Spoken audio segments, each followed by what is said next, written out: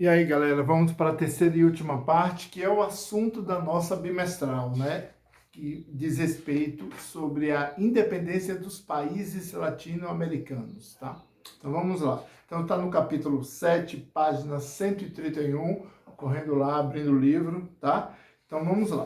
O que diz respeito a esse assunto, gente, nas atividades? Eu queria chamar a atenção aqui da primeira atividade, da página 135, que diz: explique pelo menos dois fatores que colaboraram, que levaram a essas lutas. O primeiro fator, gente, foi a ideia iluminista, a ideia de liberdade. Foi um boom, explodiu em toda a América.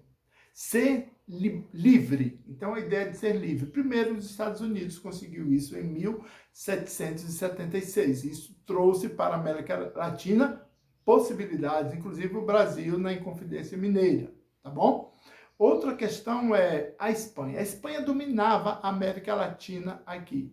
Então, o que levou o processo de independência? Primeiro, a ideia da liberdade e segundo, Napoleão, quando ele aprisionou a Espanha, massacrou a Espanha ali no seu domínio de 1790 até 1815, nesse período aí que a Espanha não teve mais poder. Então foi o momento da salvação, o momento que eles começaram no processo de liberdade. Então, o domínio da Espanha por Napoleão e o iluminismo foram os motivos. Por que a maioria, questão 2, página 136, por que a maioria absoluta dos líderes que conduziu o processo de independência latina era de origem crioula? Crioula, já falei, não tem nada a ver com etnia preta, tá? Crioulo quer dizer filho de espanhol, nascido na América. É claro, gente, essas pessoas, primeiro que eles eram da elite, tá? Eles não tinham cargos importantes, mas era o crioulo, ele era aquele meio termo, aquela sociedade,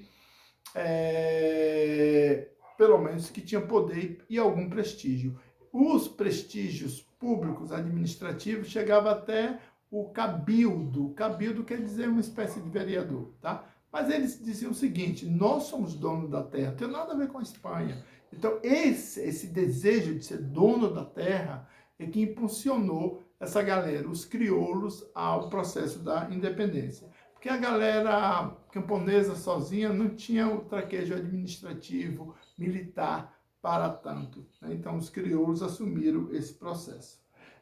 Na questão da página 139, eu queria chamar a atenção aqui, tem um mural representando um padre, está vendo aí, falando, indígenas, uma miscigenação de pessoas. Neste contexto histórico aqui, eu quero chamar a atenção de vocês para duas verdades. A primeira é que os padres Hidalgo e Morelos foram eles que se destacaram no início das revoltas para a independência do México. Eu já até citei para vocês, e essa questão diz muito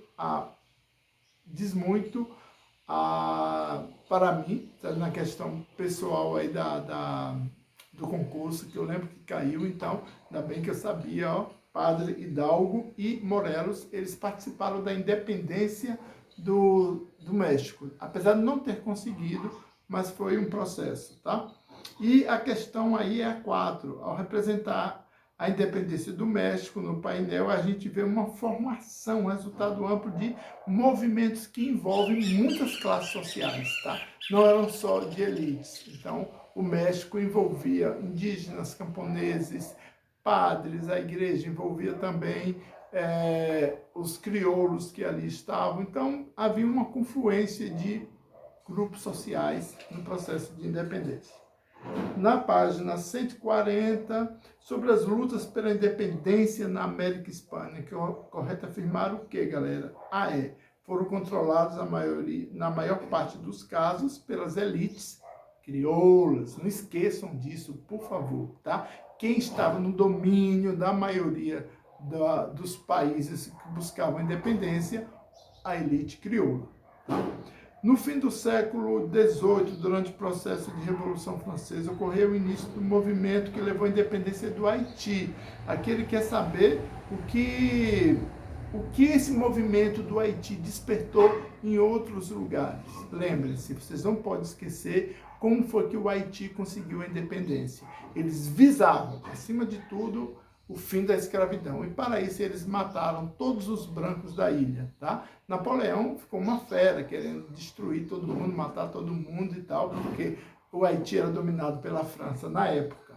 Mas os negros, eles conseguiram a independência através das chacinas dos brancos. E isso, lógico, que criou um terror no imaginário de vários lugares, especialmente o Brasil, né, que na época era escravocrata. Vamos lá, galera, vamos lá. Aqui tem uma cruzadinha na atividade 142, a letra E é Tupac Amaru, né? Então, novo líder indígena que promoveu. Esse é um novo líder, né, que promoveu a busca pela independência, Tupac Amaru II. Na letra B, são os chapetones. Quem são os chapetones, gente? A sociedade que está no topo, tá? Que eram os espanhóis, chapetones. A C diz cabildos. Cabildos, eu já falei, é aquele cargo que os crioulos recebiam. Era o máximo que eles conseguiam de cargo público, tá? A D fala de Salines, nome do líder negro que conduziu a luta que levou à independência do Haiti. E a E, nome da doutrina que ficou conhecido pelo lema América para os Americanos, a doutrina Monroe. Tá? E a F, após a formação dos países latino-americanos, esse grupo defendia a descentralização do poder, os federalistas. Tá? Seguindo aí, você vê uma imagem aqui de Simão Bolívar, tá? Para você refletir sobre ela, é muito pessoal, tá? Esse grande líder, Simão Bolívar. E no finalzinho aqui, está falando sobre a importância da Venezuela enaltecer a imagem de Simão Bolívar. Olha o tamanho do presidente aqui, tá? Olha a imagem de Simão Bolívar. Então, ele é uma espécie de herói, gente. Então, o Simão Bolívar, para nós, não é porque ele não teve interferência aqui no Brasil, mas para toda a América Latina, à exceção da gente aqui, Simão Bolívar foi um grande herói, porque foram dois grandes heróis, né? Simão Bolívar e San Martín. Mas Bolívar, ele teve esse poder de se destacar até mais que San Martín no processo. San Martín, ele ficou muito concentrado aqui no Chile, na Argentina, aqui nesse processo aqui. Mas Bolívar, ele estendeu aí Peru, Venezuela, tá? Todos os mares. B, porque os países geralmente precisam de heróis? Gente, a questão do herói sempre buscou alguém para ser como referência, né? O Brasil está cheio de heróis, mas a gente entendeu que hoje a população está buscando heróis mais contemporâneos, né? Mais da época. Quem é o salvador da pátria? Quem é o herói? Vamos lembrar que heróis somos nós, né? Então, nós que detemos a democracia. Não existe um herói, existe uma associação, existe uma movimentação, existe um movimento de pessoas que lutam por um bem comum. Né? Vamos tirar essa ideia de herói, porque não existe, na política não existe, sabe? Hoje está tendo todos esses conflitos hoje com relação ao governo, com relação à oposição, né? Não vamos, gente, criar messianismo, sabe? Nem de esquerda, nem de direita, não vale a pena, sabe? Porque a gente tem que lutar pelo que está certo, pelo que está correto, entendeu? Pelo bem social, pelo bem comum, tá? Pelo respeito, pelo amor às pessoas, sabe? O amor à pátria, o amor à democracia.